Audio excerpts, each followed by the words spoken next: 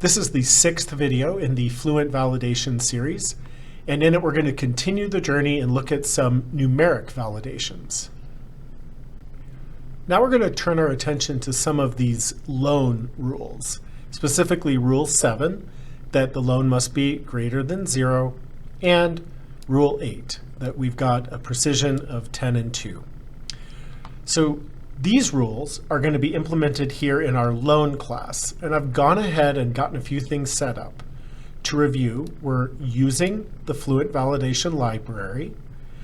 I've declared a class, our loan DTO validator, which is an abstract validator targeting the loan DTO.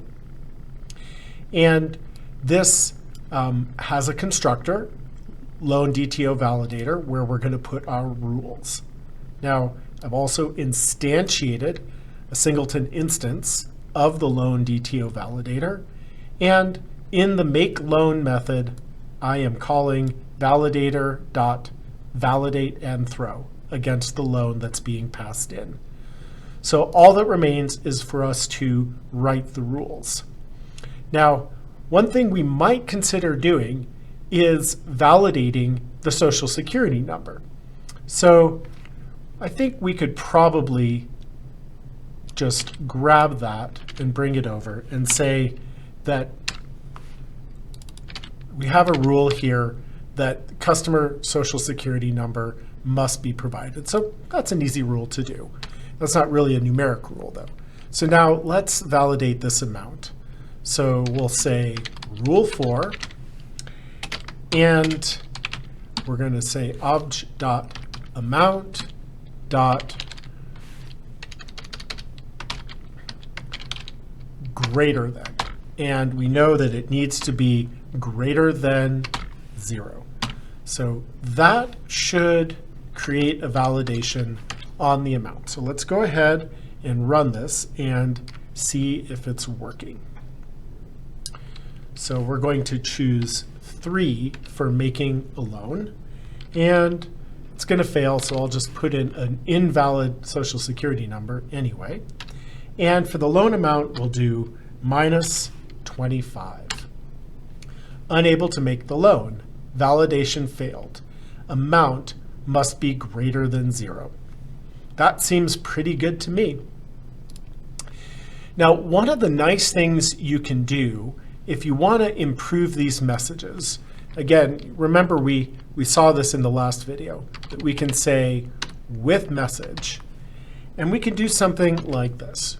We could say, please enter a positive amount you entered, and right here in between, in these curly braces, we can enter a special expression. If we go look at the documentation for the greater than validator on Fluent, you can see we actually have these special properties we can kind of drop in as merge fields in our string. So property value, if we put that in there, let's go back to our code, and we say you entered property value. Now our message should be a little bit different. Let's give that a whirl. So 3 to make a loan, and we'll say minus 25.9.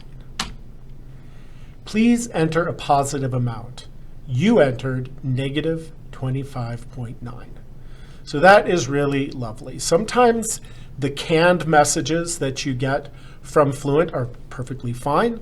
Sometimes you want to use with message to write your own, and sometimes you want to include some information from the input or from the rule in the message, and that's how you do it. So the next rule that we want to apply here is also on the amount. So we can say dot precision scale, and actually I think I can put this on the next line. And precision scale takes 3 parameters: the precision, the scale, and whether or not we want to ignore trailing zeros.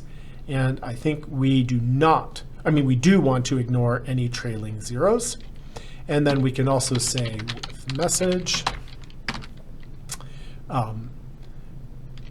the allowed precision and scale is, and if we go look at the documentation of the precision scale validator, we can grab expected precision for our message,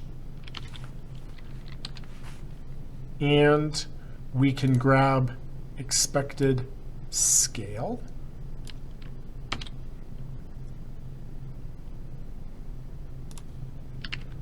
Like that.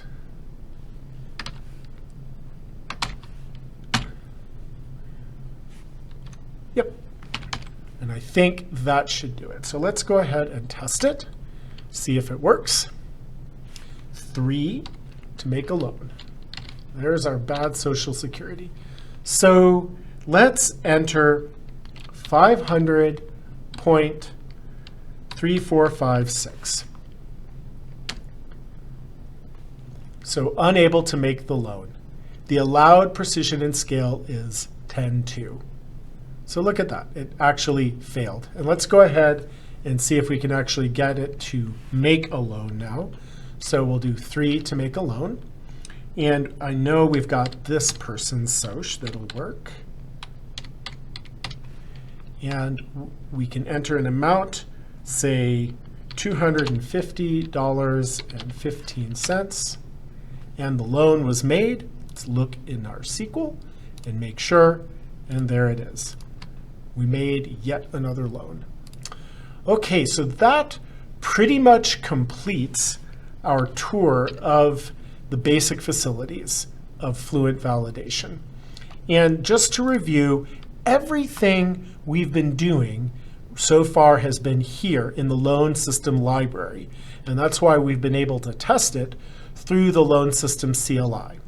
Now, there is another way to deploy Fluent Validation.